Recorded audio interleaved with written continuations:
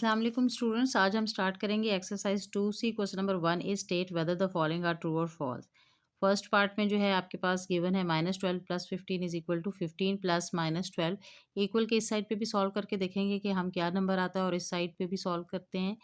15 plus -12 plus minus minus 15 - 12 is 3 3 इस side पे आ जाएगा और यहाँ पे भी जब हम सॉल्व करेंगे प्लस माइनस माइनस 15 - 12 3, तो ये आपके पास जो है वो ट्रू है।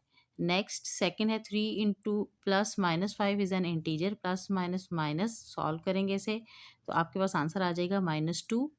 So it is an integer, it is also true. Third part is 5 plus -5 is a positive integer, plus minus minus answer 0 आ जाएगा। तो आपके पास 5 - 5 0, तो 0 पॉजिटिव इंटीजर नहीं है, तो ये आपके पास क्या आ जाएगा, third value is the false. Fourth part -39 + 14 आपके पास आएगा -25 एंड इधर इस साइड पे आप देखें 14 - 39 तो -25 है, तो दोनों साइड -25 ही आ रहा है, तो ये आपके पास ट्रू है। नेक्स्ट 32 × 0 -32 × 0, 0 को किसी भी नंबर से मल्टीप्लाई करें तो 0 ही आता है, तो इस साइड पे भी 0 ही होगा। Negative of -5 does not exist. Her number का जो नेगेटिव है वो एग्जिस्ट कर रहा होता है, तो इट इज़ ऑल्सो आपके पास जो है ये 6 पार्ट फॉल्स है।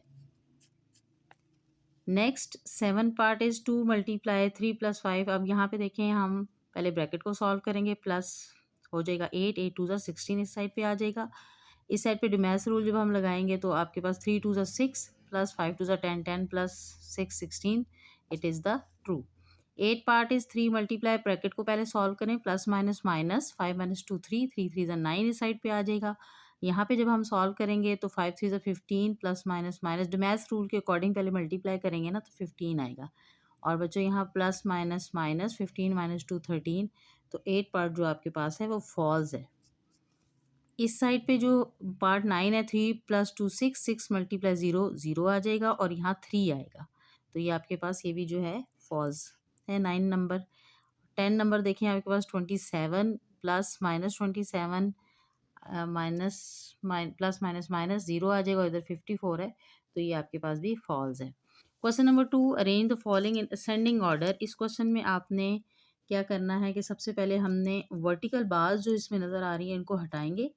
वर्टिकल बार को हटाने से बच्चों जो चीज़ नेगेटिव में हो वो आपके पास बाहर आके पॉजिटिव हो जाएगी, और जो वर्टिकल बार के अंदर पॉजिटिव हो वो नंबर बाहर आके पॉजिटिव ही रहेगा।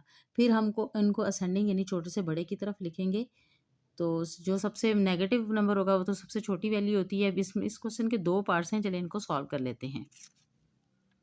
अभी जैसे कि मैंने आपको बताया, क्वेश्चन नंबर 2 में हम अरेंज करेंगे फॉलोइंग नंबर्स को असेंडिंग ऑर्डर में। तो सबसे पहले तो हम इनकी वर्टिकल बार सॉल्यूशन में हटाएंगे।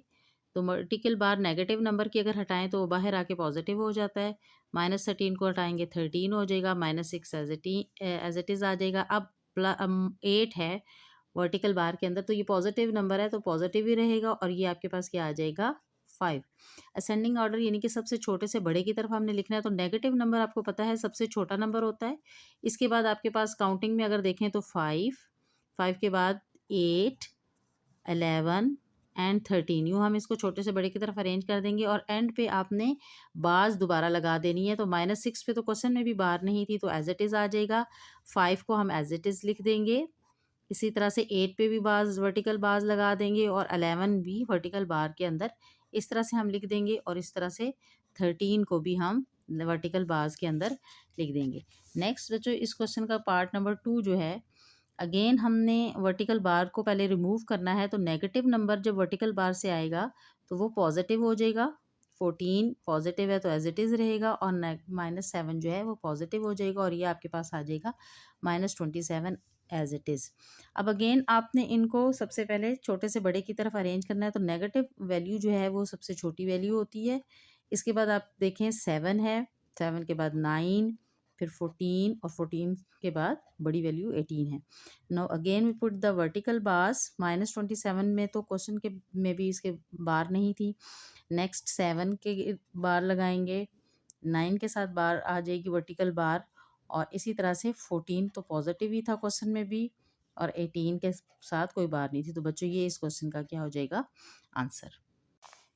इस एक्सरसाइज के क्वेश्चन नंबर 3 में बच्चे देखें, arrange the following in the descending order. अब सेम उसी तरह से जैसे हमने क्वेश्चन नंबर 2 किया है, सबसे पहले हम इनको बार्स हटाएंगे और उसके बाद हम इनको डिसेंडिंग मीन्स बड़े से छोटे की तरफ लिखेंगे। इस क्वेश्चन के भी बच्चों 2 पार्ट्स हैं, तो इनको सॉल्व कर लेते हैं। First part of question number 3 is, सबसे पहले आप इन वर्टिकल बार्स को रिमूव करें, विच इज़ 30 हो जाएगा। ये वर्टिकल बार के अंदर से जब भी नेगेटिव नंबर बाहर आएगा तो पॉजिटिव बन जाएगा। इसके साथ तो बार थी ही नहीं, और यहाँ पे भी आप अगेन 66 आ जाएगा, 74 एज इट इज़।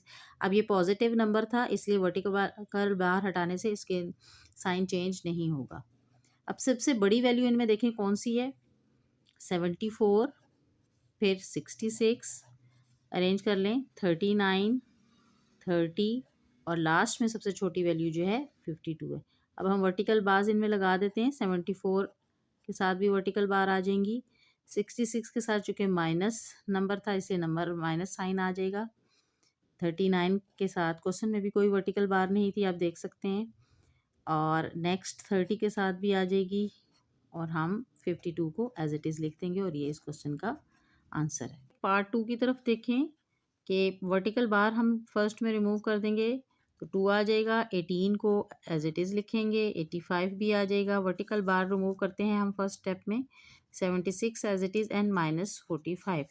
अब इसमें देखें सबसे बड़ी वैल्यू बच्चों 85 है, तो 85 को मैं पहले लिखूंगी, उसके बाद 76, नेक्स्ट 18, उसके बाद 2 और -45 जो है वो सबसे स्मॉलर नंबर है। अब हम जब वर्टिकल बार्स दोबारा लगाएंगे तो 85 के साथ तो क्वेश्चन में भी कोई वर्टिकल बार नहीं थी, इसलिए एज इट इज़ आ जाएगा। 76 के साथ वर्टिकल बार और माइनस का साइन लगाएंगे, इसी तरह से 18 के साथ भी वर्टिकल बार्स लग जाएंगी, और फिर 2 के साथ भी लगेंगी, and then -45 as it is आ जाएगा, और ये बच्चों इस क्वेश्चन का आंसर है। Simplify the following, first part is -29 plus into -11 plus 40। तो सबसे पहले हम इनको साइन को सॉल्व करेंगे। -29 as it is, plus minus -11, आपको पता होना चाहिए प्लस माइनस माइनस होता है, और माइनस माइनस प्लस, ये आप याद रखेंगे, एंड प्लस 40। अब देखें दो माइनस की टर्म है, इनको हम ऐड कर लेंगे, -29 एंड -11, इट विल बिकम 9 + 1 10, और आपके पास आ जाएगा 4 -40 एंड +40। अब ये देखें एक सेम टर्म है और एक साथ -40 है +40, ये कैंसिल होके आपके पास आंसर इस क्वेश्चन का क्या आ जाएगा, 0। नेक्स्ट पार्ट है सेकंड, -23 एज इट इज़ +51। अब यहाँ पे साइन को सॉल्व करें, प्लस माइनस -20। अब सबसे पहले इस क्वेश्चन में हम देखें माइनस वाली दो टर्म्स को सॉल्व कर लेते हैं। -231 एंड -20 दोनों प्लस हो जाएंगी, 1 + 0 1, 3 + 2 5 एंड 2 एज इट इज़, तो -251 इसका आंसर आ जाएगा, +51 एज इट इज़ लिख देंगे। आप देखें प्लस माइनस माइनस ये दोनों टर्म्स आपस में माइनस हो रही हैं, तो 1 - 1 0, 5 - 5 0, 2 एज इट इज़, तो -200 जो है इस क्वेश्चन का आंसर आ जाएगा। Question number 5 is, the sum of two integers is -129. If one of them is 150, find the other. इस क्वेश्चन में बच्चों वो कह रहे हैं कि अगर दो इंटीजर्स का सम -129 हो और अगर एक आपके पास उनमें से 150 हो तो आपने दूसरा बता। सबसे पहले इस क्वेश्चन में हम इसका डाटा लिख लेते हैं। Sum of two integers is equal to -129 है, क्वेश्चन में गिवन है। वन इंटीजर भी क्वेश्चन में दिया हुआ है, वो है 150। You have to find the other, आपने क्या फाइंड करना है, अदर इंटीजर। तो अदर इंटीजर लिख के आपने क्वेश्चन मार्क लगा देना है।